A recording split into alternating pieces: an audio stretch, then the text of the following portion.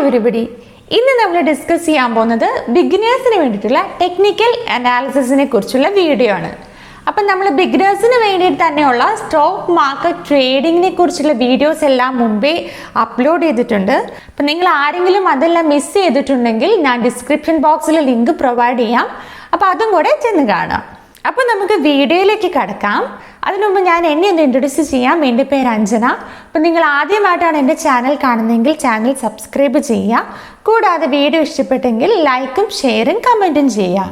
ഇപ്പോൾ ഒരു കമ്പനീനെ fundamentally strong ആക്കുന്ന കുറേ ക്രൈറ്റീരിയാസ് ഉണ്ടെന്ന് നമുക്കറിയാം അല്ലേ? നമ്മൾ മുമ്പത്തെ വീഡിയോസിൽ ഫണ്ടമെൻ്റലി എങ്ങനെ നമുക്കൊരു സ്ട്രോങ് ഫണ്ടമെൻ്റൽ സ്റ്റോക്കിനെ കണ്ടുപിടിക്കാം എന്നുള്ള കാര്യങ്ങൾ നമ്മൾ ഡിസ്കസ് ചെയ്തിട്ടുണ്ട്. അതായത് നമുക്കൊരു കമ്പനിയുടെ പ്രോഫിറ്റ് ഗ്രോത്ത് എടുക്കാം, ആ കമ്പനിയുടെ സെയിൽസ് ഗ്രോത്ത് എന്താണെന്ന് നോക്കാം, അതുപോലെ അതിൻ്റെ പ്രൊമോട്ടർ ഹോൾഡിംഗ് നോക്കാം, ഇബിറ്റ് നോക്കാം, റവന്യൂ നോക്കണം, മാർക്കറ്റ് ക്യാപിറ്റലൈസേഷൻ നോക്കണം. ഇതെല്ലാം എന്താണ്, നമ്മളൊരു കമ്പനിയുടെ ഫണ്ടമെൻ്റലി സ്ട്രോങ് ആണോ അല്ലെങ്കിൽ എങ്ങനെയാണ് ഫണ്ടമെൻ്റലി നമ്മൾ അനാലിസിസ് ചെയ്യുന്നത് എന്നുള്ളതാണ് നമ്മൾ കണ്ടത്. ഇനി നമ്മൾ നോക്കാൻ പോകുന്നത് അതിൻ്റെ ഒരു സ്റ്റോക്കിൻ്റെ നമ്മൾ ടെക്നിക്കൽ അനാലിസിസ് ആണ്. അപ്പം നമ്മൾ എന്തിനു വേണ്ടിയിട്ടാണ് ഒരു കമ്പനിയുടെ അല്ലെങ്കിൽ ഒരു സ്റ്റോക്കിൻ്റെ ടെക്നിക്കൽ അനാലിസിസ് ചെയ്യുന്നത്? അതായത് നമുക്ക് ഇവാലുവേറ്റ് ചെയ്യണം, നമുക്ക് എവിടെയാണ് ഒരു ട്രേഡിംഗ് ഓപ്പർച്യൂണിറ്റി കിട്ടുക, ഇവിടെ നമുക്ക് ബൈ ചെയ്താൽ നമുക്ക് എത്ര ടാർഗറ്റിൽ നമുക്ക് നമ്മുടെ സ്റ്റോക്ക് എത്തിക്കാൻ പറ്റും, അല്ലെങ്കിൽ എന്താണ് എവിടെയാണ് നമ്മൾ സ്റ്റോപ്പ് ലോസ് വെക്കേണ്ടത്, ടെക്നിക്കലി ആ കമ്പനി സ്ട്രോങ് ആണോ, അത് ബൈ ചെയ്യാൻ പറ്റിയ സമയമാണോ എന്നുള്ള കാര്യങ്ങളാണ് എന്ത് ചെയ്യുന്നത്, നമ്മൾ ടെക്നിക്കൽ അനാലിസിസ് വഴി ചെയ്യുന്നത്. അപ്പോൾ ഈ ടെക്നിക്കൽ അനാലിസിസ് ചെയ്യാൻ നമുക്ക് കുറച്ച് ഡ്രോയിങ് ടൂൾസിൻ്റെ ആവശ്യമുണ്ട്. കാൻഡിൽസ്റ്റിക് പാറ്റേൺസ് നമ്മൾ ഉപയോഗിക്കുന്നുണ്ട്, ചാർട്ട് പാറ്റേൺസ് ഉപയോഗിക്കുന്നുണ്ട്, കൂടാതെ ഇൻഡിക്കേറ്റേഴ്സ് കാര്യങ്ങളെല്ലാം ഉപയോഗിക്കുന്നുണ്ട്. ഇതെല്ലാം ഒരു സ്റ്റോക്കിനെ നമ്മൾ ടെക്നിക്കലി അനാലിസിസ് ചെയ്യാൻ ഉപയോഗിക്കുന്ന കാര്യങ്ങളാണ്. അപ്പോൾ ഇതിനെക്കുറിച്ചുള്ള ഡീറ്റെയിൽഡ് ആയുള്ള വീഡിയോ ആണ് നമ്മൾ ഇന്ന് ചെയ്യാൻ പോകുന്നത്. അപ്പോൾ എന്തൊക്കെയാണ് ഈ ചാർട്ട് പാറ്റേൺസ്, എന്തൊക്കെയാണ് ഡ്രോയിങ് ടൂൾസ്, എന്താണ് ഒരു ട്രെൻഡ് ലൈൻ, എന്താണ് ഒരു സപ്പോർട്ട്, എന്താണ് റെസിസ്റ്റൻസ്, ഇതെല്ലാം നമുക്ക് ടെക്നിക്കൽ അനാലിസിസ് ചെയ്യുമ്പോൾ ആവശ്യം വരുന്ന കാര്യങ്ങളാണ്. അപ്പോൾ ഈ കാര്യങ്ങൾ എന്താണ് എന്നെല്ലാം നമുക്ക് നോക്കിയിട്ട് വരാം. ഇന്നത്തെ വീഡിയോ നമ്മൾ ഇൻട്രൊഡക്ഷനിൽ പറഞ്ഞു ബിഗിനേഴ്സിൻ്റെ ബേസിക്സ് ടെക്നിക്കൽ അനാലിസിസിന് വേണ്ടിയിട്ടുള്ള വീഡിയോ ആണ് നമ്മൾ ചെയ്യുന്നത്.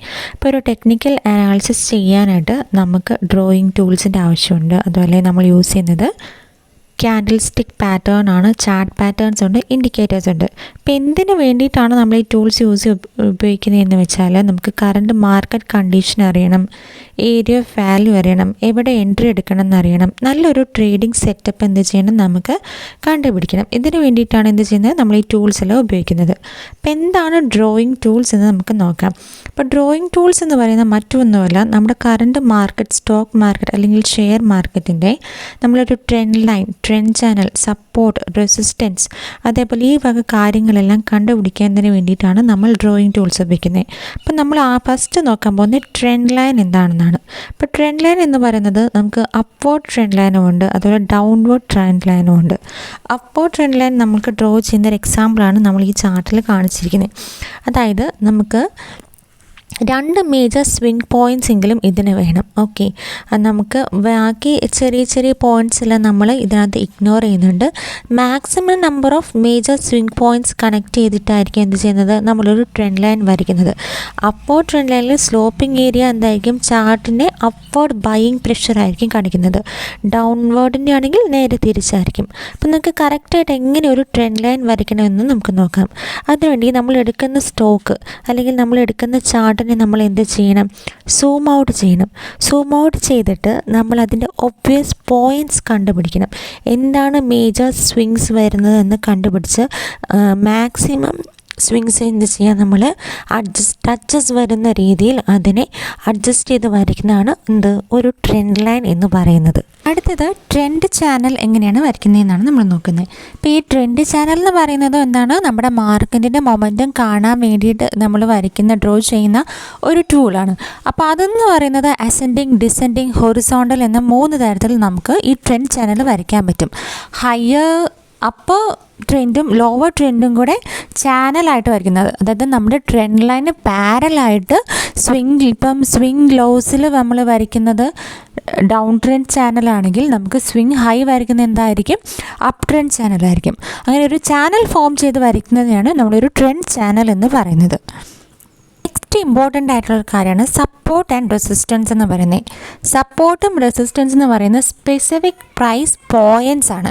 ഇപ്പം നമ്മളൊരു ചാർട്ട് എടുക്കുകയാണ്, ഒരു സ്റ്റോക്കിൻ്റെ ഒരു ചാർട്ട് എടുത്ത് നമ്മുടെ അനാലിസിസ് ചെയ്യുമ്പോൾ നമുക്കറിയാം ഒരു സെർട്ടൈൻ പോയിന്റിൽ കുറേ സ്വിങ്സ്, ഓക്കെ, ആ ഒരു സെർട്ടൈൻ പോയിന്റിൽ എത്തുമ്പോൾ പ്രൈസ് റിജക്ഷൻ അല്ലെങ്കിൽ വരുന്നത് നമുക്ക് കാണാം. ഇപ്പോൾ സപ്പോർട്ടിൻ്റെ കാര്യം പറയുകയാണെങ്കിൽ അവിടെ നമുക്ക് കൂടുതൽ ബയേഴ്സിനെയാണ് കാണാൻ പറ്റുക.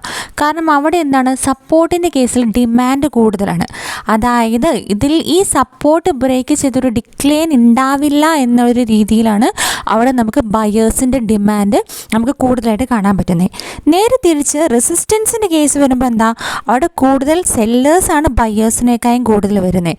അപ്പോൾ അവിടെ എന്തായിരിക്കും സംഭവിക്കുക, അവിടെ ഡിമാൻഡ് കുറവായിരിക്കും വരുന്നത്. അതാണ് സപ്പോർട്ട് റെസിസ്റ്റൻസ് എന്ന് നമുക്ക് ടെക്നിക്കൽ അനാലിസിസിൽ നമുക്ക് ചെയ്യാൻ പറ്റുന്നത്. എങ്ങനെ സപ്പോർട്ട് ആൻഡ് റെസിസ്റ്റൻസ് നമുക്ക് വരയ്ക്കാം, അല്ലെങ്കിൽ എങ്ങനെ ട്രെൻഡ് ലൈൻ വരയ്ക്കാം, ട്രെൻഡ് ചാനൽ വരയ്ക്കാം എന്നുള്ള കാര്യങ്ങളെല്ലാം നമ്മൾ ഡിസ്കസ് ചെയ്തു അല്ലേ. ഇനി നമ്മൾ ഡിസ്കസ് ചെയ്യാൻ പോകുന്നത് ക്യാൻഡിൽ സ്റ്റിക്ക് പാറ്റേൺസിനെ കുറിച്ചാണ്, ക്യാൻഡിൽ സ്റ്റിക്ക് ചാർട്ടിനെ കുറിച്ചാണ്. എങ്ങനെ ഒരു ക്യാൻഡിൽ സ്റ്റിക്ക് ചാർട്ട് നമുക്ക് റീഡ് ചെയ്യാം, എന്തൊക്കെ ടൈപ്പ് ക്യാൻഡിൽ സ്റ്റിക്ക് പാറ്റേൺസ് ആണുള്ളത് എന്നുള്ള കാര്യങ്ങളെല്ലാം നമുക്ക് ഡിസ്കസ് ചെയ്യാം. നെക്സ്റ്റ് നമ്മൾ നോക്കാൻ പോകുന്നത് എന്താണ് ക്യാൻഡിൽ സ്റ്റിക്ക് പാറ്റേൺ എന്താണ്. അപ്പം നമുക്ക് എന്ത് ചെയ്യാം, പ്രൈസ് ചാർട്ട് നമ്മൾ അതിനകത്ത് റീഡ് ചെയ്യണം ചെയ്യുന്നത്. അതിനകത്ത് ഓപ്പൺ ഉണ്ടാവും, ക്ലോസ് ഉണ്ടാവും, ഹൈ കാണിക്കും, ലോ കാണിക്കും. നമുക്കവിടെ എൻട്രി എവിടെ എടുക്കണം എന്നുള്ളത് എന്ത് ചെയ്യാം, ഈ ക്യാൻഡിൽ സ്റ്റിക്ക് പാറ്റേൺ വെച്ച് നമുക്ക് മനസ്സിലാക്കാം. അപ്പം എങ്ങനെയാണ് ഒരു ക്യാൻഡിൽ സ്റ്റിക്ക് പാറ്റേൺ നമുക്ക് റീഡ് ചെയ്യാൻ നോക്കാം. ഇപ്പം നമുക്ക് ഈ ഫിഗറിൽ കാണാം ഒരു ബുള്ളിഷ് ക്യാൻഡിലും ഒരു ബേരിഷ് ക്യാൻഡിലും ഉണ്ട്. അതിനകത്ത് ഹൈ ഉണ്ട്, ഓപ്പൺ ഉണ്ട്, ക്ലോസ് ഉണ്ട്, ഹൈ ഉണ്ട്, ലോ ഉണ്ട്, അതുപോലെ ലോവർ വിക്ക് ഷാഡോ, അപ്പർ വിക്ക് ഷാഡോ എല്ലാം കാണിക്കുന്നുണ്ട് അല്ലേ. ഇതെങ്ങനെയാണ് നമുക്ക് റീഡ് ചെയ്യുന്നത് നോക്കാം. ഇപ്പോൾ ബുള്ളിഷിൻ്റെ കേസിലെടുത്താൽ റിയൽ ബോഡി ഓപ്പൺ ചെയ്യുന്നത് എവിടെയാണ് നമുക്ക് കാണിക്കുന്നത്, മേലെ റെപ്രസെൻ്റ് ചെയ്യുന്നത്. അതുപോലെ ടോപ്പ് ഓഫ് ദ റിയൽ ബോഡിയാണ് കാണിക്കുന്നത്. അതുപോലെ ക്ലോസിംഗ് പ്രൈസ് കാണിക്കുന്നത് എന്താ, bottom of the real body ആയിരിക്കും കാണിക്കുക. ഓക്കെ, ഹയസ്റ്റ് പ്രൈസ് എന്ന് പറയുന്നത് ഇപ്പോഴും എന്താണ്, നമ്മൾ ട്രേഡ് ചെയ്ത ഹയസ്റ്റ് പ്രൈസ് ഏതാണ്, അന്നത്തെ ദിവസത്തെ ട്രേഡിങ്ങിൻ്റെ ഹയർ പ്രൈസ് കാണിക്കുന്നത് എവിടെയായിരിക്കും, അതിൻ്റെ അപ്പർ വിക്ക് ഷാഡോയിലായിരിക്കും അതിൻ്റെ ഹൈ ട്രേഡ് ചെയ്ത് പ്രൈസ് കാണിക്കുന്നത്. ലോ ആണെങ്കിൽ ലോവർ വിക്ക് ഷാഡോയിലായിരിക്കും എന്ത് ചെയ്യുന്നത്, ലോവർ പ്രൈസ് കാണിക്കുന്നത്. ഓക്കെ, ഈ പിക്ചറിൽ നിന്ന് നിങ്ങൾക്ക് ക്ലിയർ ആണെന്ന് വിശ്വസിക്കുന്നു കേട്ടോ. അപ്പം നമുക്ക് എങ്ങനെ ഒരു ബുള്ളിഷ് ക്യാൻഡിൽ നമുക്ക് റീഡ് ചെയ്യാൻ നോക്കാം. അപ്പം നമുക്കിവിടെ 3 ടൈപ്പ് ഓഫ് ബുള്ളിഷ് ക്യാൻഡിൽസ് ആണ് കാണിക്കുന്നത്. ഒന്നെന്ന് പറയുന്നത് എന്താ, ലോങ് ബോഡിയും സ്മോൾ വിക്കും. രണ്ടാമത്തെ ക്യാൻഡിൽ സ്മോൾ ബോഡിയും സ്മോൾ വിക്കും ആണ്. തേർഡ് ക്യാൻഡിൽ ലോങ് വിക്കും സ്മോൾ ബോഡിയാണ്. അപ്പോൾ ഫസ്റ്റ് ക്യാൻഡിൽ എന്താ നമുക്ക് കാണിക്കുന്നത്, ഫസ്റ്റ് ക്യാൻഡിൽ നമുക്ക് ലോങ് ബോഡി സ്മോൾ വിക്കാണ് അല്ലേ. അതായത് എന്താണ്, ബയ്യേഴ്സാണ് ഇൻ കൺട്രോൾ എന്ന് പറയുന്നത്. രണ്ടാമത്തേതിൻ്റെ കേസിലാണെങ്കിൽ ഷോർട്ട് വിക്കും അതുപോലെ തന്നെ ഷോർട്ട് ബോഡി സ്മോൾ ബോഡിയാണുള്ളത്. അപ്പോൾ അതിൻ്റെ കേസിൽ ബയർ കൺട്രോൾസിലാണ് നമുക്ക് പറയാനായിട്ട് പറ്റില്ല. തേർഡിൻ്റെ കേസിൽ ലോങ് വിക്കും സ്മോൾ ബോഡിയാണ്. അതായത് ലോങ് വിക്ക് വന്നത് എവിടെയാണ്, താഴെയാണ്. അതായത് പ്രൈസ് റിജക്ഷൻ വന്നിട്ടുണ്ട്, ലോവർ പ്രൈസ് റിജക്ഷൻ വന്നിട്ടുണ്ട്. അപ്പോൾ എന്തായിരിക്കും, ഹയർ പ്രൈസിൽ ബയേഴ്സ് എന്താണ്, ഇൻ കൺട്രോളിലാണ് എന്ന് നമുക്ക് പറയാനായിട്ട് പറ്റും അല്ലേ. ഇപ്പോൾ 3 ടൈപ്പ് ഓഫ് ക്യാൻഡിൽസ് നമ്മൾ റെപ്രസെൻ്റ് ചെയ്തു. അപ്പോൾ ലോങ് ബോഡി അല്ലെങ്കിൽ സ്മോൾ വിക്ക് വരുന്നതിൽ എന്തായിരിക്കും, ബയേഴ്സ് കൺട്രോളിലായിരിക്കും. അതുപോലെ ലോങ് വിക്കും ഷോർട്ട് ബോഡി വരുന്ന കേസിലും എന്തായിരിക്കും, ബയേഴ്സ് കൺട്രോളിലായിരിക്കും. സ്മോൾ ബോഡി സ്മോൾ വിക്ക് വരുന്നിടത്ത് ബയേഴ്സ് കൺട്രോളിലാണ് എന്ന് നമുക്ക് പറയാനായിട്ട് പറ്റില്ല. ഓക്കെ, എല്ലാവർക്കും നിങ്ങൾക്ക് ഈ ചാർട്ട് റെപ്രസെൻറ്റേഷൻ ഓക്കെ ഈ പിക്ചറിൽ തന്നെ എല്ലാവർക്കും നമുക്ക് എന്ത് ചെയ്താം, അത് റീഡ് ചെയ്തെടുക്കാൻ പറ്റും. ഇതിപ്പോൾ ബുള്ളിഷിൻ്റെ കേസിലാണ്. ഇനിയിപ്പോൾ ബേരിഷ് ക്യാൻഡിലും ഉണ്ട്. നമുക്കിതുപോലെ സ്മോൾ വിക്കും ലോങ് ബോഡിയും വരുന്ന ക്യാൻഡിലുണ്ട്, സ്മോൾ ബോഡിയും സ്മോൾ വിക്കും വരുന്ന ക്യാൻഡിലുണ്ട്, അതുപോലെ ലോങ് വിക്കും സ്മോൾ ബോഡിയും വരുന്ന ക്യാൻഡിലുണ്ട്. ഇതിൻ്റെ കേസിൽ എന്താ, ഫസ്റ്റത്തെ കേസിൽ എന്താ, സെല്ലേഴ്സാണ് ഇൻ കൺട്രോൾ അല്ലേ. ലോങ് ബോഡിയാണ് വന്നിരിക്കുന്നത് റെഡ് ക്യാൻഡിലിൽ. അപ്പം നമുക്ക് പറയാം സെല്ലേഴ്സാണ് ഇൻ കൺട്രോൾ. കൺട്രോളിൽ വന്നിരിക്കുന്നത്. രണ്ടാമത്തെ കേസിൽ സ്മോൾ ബോഡിയും സ്മോൾ വിക്കും ആയതുകൊണ്ട് എന്താ സെല്ലേഴ്സ് കൺട്രോളിലാണെന്ന് നമുക്ക് പറയാൻ പറ്റില്ല. പക്ഷേ തേർഡ് ക്യാൻഡിൽ എന്താ നമുക്ക് ഹയർ പ്രൈസ് റിജക്ഷൻ വരുന്നു. അതായത് സെല്ലേഴ്സാണ് എന്ത് വരുന്നത് ഇൻ കൺട്രോളിൽ വരുന്നത്. ഓക്കെ, ഇത് നിങ്ങൾക്ക് ക്ലിയർ ആയി എന്ന് വിശ്വസിക്കുന്നു. ഇനി നമുക്ക് എന്ത് ചെയ്യാം, കുറച്ച് ക്യാൻഡിൽ സ്റ്റിക്ക് പാറ്റേൺസ് എന്തൊക്കെയാണെന്ന് നോക്കാം. അപ്പോൾ ആദ്യം നമ്മൾ നോക്കാൻ പോകുന്നത് ഹാമർ ആൻഡ് ഷൂട്ടിംഗ് സ്റ്റാർ എന്താണെന്നാണ്. ഇപ്പോൾ ഹാമർ ക്യാൻഡിൽ നമ്മൾ കണ്ട ബുള്ളിഷ് ക്യാൻഡിലിൽ മൂന്നാമത്തെ ടൈപ്പാണ്. അതെന്താണ്, ലോങ് വിക്കും ഷോർട്ട് ബോഡിയാണ് വരുന്നത്. ഒരു ഹാമർ ക്യാൻഡിൽ എന്ന് പറയുന്നത് എപ്പോഴും എന്തായിരിക്കും, ഒരു ബുള്ളിഷ് റിവേഴ്സൽ ക്യാൻഡിലായിരിക്കും. അതെപ്പോഴും വരുന്നത് എപ്പോഴും ഒരു എന്താണ്, ഒരു ഡൗൺ ട്രെൻഡിലായിരിക്കും നമുക്കൊരു ഹാമർ ക്യാൻഡിലിനെ കാണാനായിട്ട് പറ്റുന്നത്. അപ്പോൾ എന്താണ് ഇത് കാണിക്കുന്നത്, ബയ്യേഴ്സ് ഇൻ കൺട്രോളിലാണെന്നാണ് എപ്പോഴും എന്താ കാണിക്കുക, ഒരു ഹാമർ ക്യാൻഡിൽ റെപ്രസെൻറ്റ് ചെയ്യുന്നത്.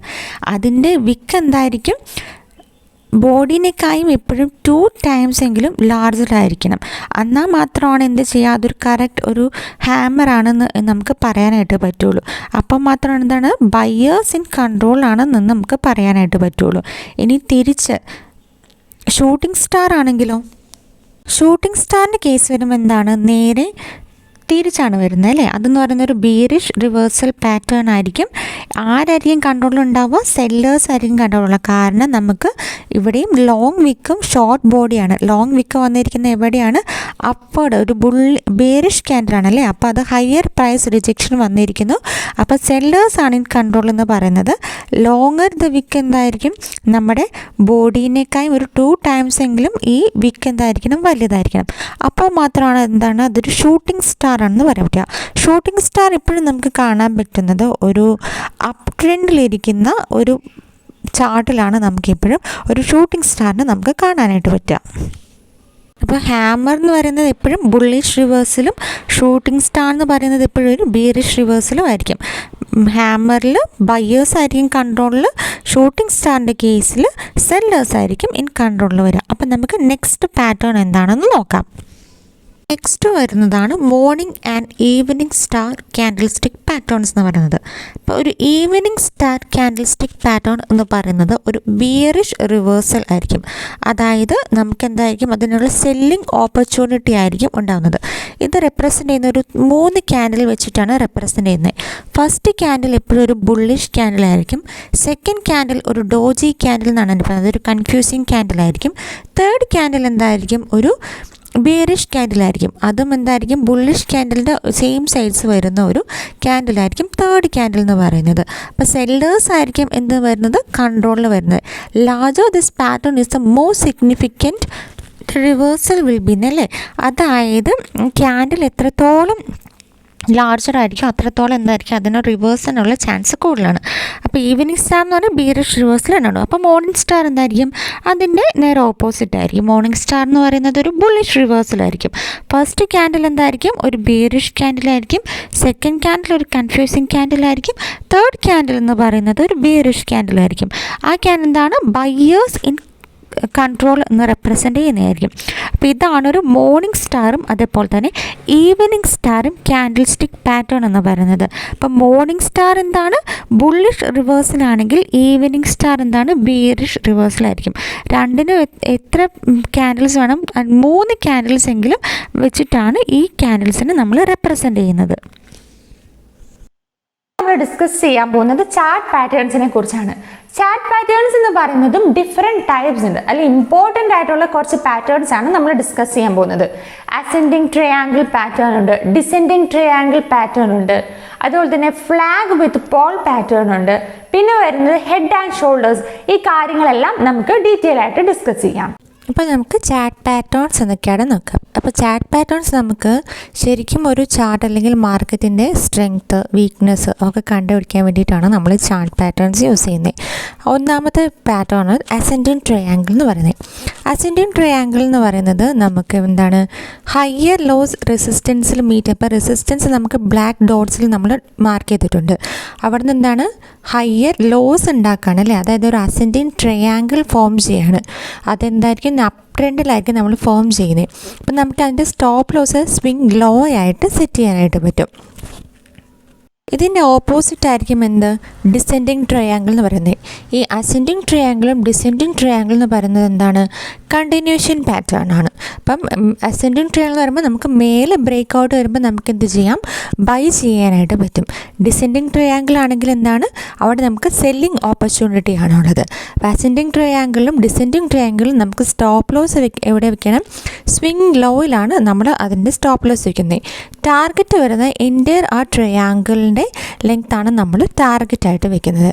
അപ്പം നമുക്ക് മോസ്റ്റ്ലി ഇമ്പോർട്ടൻ്റ് ആയിട്ടുള്ള ഒരു പാറ്റേൺ ആണ്, അല്ലെങ്കിൽ ചാർട്ട് പാറ്റേൺ ആണ് എന്താണ്, അസെൻഡിങ് ട്രയാങ്കിൾ അതുപോലെ തന്നെ ഡിസെൻഡിങ് ട്രയാങ്കിൾ പാറ്റേൺ എന്ന് പറയുന്നത്. നെക്സ്റ്റ് പാറ്റേൺ വരുന്നത് ഫ്ലാഗ് പാറ്റേൺ ആണ്. അതെന്താണ്, a strong trending move usually shown by large body candles. അതായത് നമ്മളിപ്പോൾ വരച്ചിരിക്കുന്ന ലൈനിൻ്റെ താഴേക്ക് നമുക്ക് ഗ്രീൻ ക്യാൻഡിൽസ് കാണാം അല്ലേ, അതിനെയാണ് നമ്മളെന്താ പറയുന്നത്, പോൾ എന്ന് പറയുന്നത്, ഫ്ലാഗിൻ്റെ പോൾ എന്ന് പറയുന്നത്. Followed by weak pull back, അതായത് ആ ലൈൻസിൻ്റെ ഉള്ളിൽ കാണുന്ന ചെറിയ ചെറിയ പുൾ ബാക്ക് ക്യാൻഡിൽസ് ആണ് എന്ത്, ഫ്ലാഗ് വിത്ത് പോൾ പാറ്റേൺ എന്ന് പറയുന്നത്. ആ ലൈൻ ബ്രേക്ക് ചെയ്യുമ്പോഴാണ് എന്താണ്, നമുക്കൊരു ബൈയിങ് ഓപ്പർച്യൂണിറ്റി ഫ്ലാഗ് വിത്ത് പോൾ പാറ്റേണിൽ കിട്ടുന്നത്. ഈ ഒരു പാറ്റേണിന് പറയുന്നതാണ് ഫ്ലാഗ് വിത്ത് പോൾ എന്ന് പറയുന്നത്. നെക്സ്റ്റ് ഇമ്പോർട്ടൻ്റ് ആയിട്ടുള്ള ഒരു ചാർട്ട് പാറ്റേൺ ആണ് ഹെഡ് ആൻഡ് ഷോൾഡേഴ്സ് എന്ന് പറയുന്നത്. അപ്പോൾ ഹെഡ് ആൻഡ് ഷോൾഡേഴ്സ് എന്ന് പറയുന്നത് ഒരു റിവേഴ്സൽ ചാർട്ട് പാറ്റേൺ ആണ്.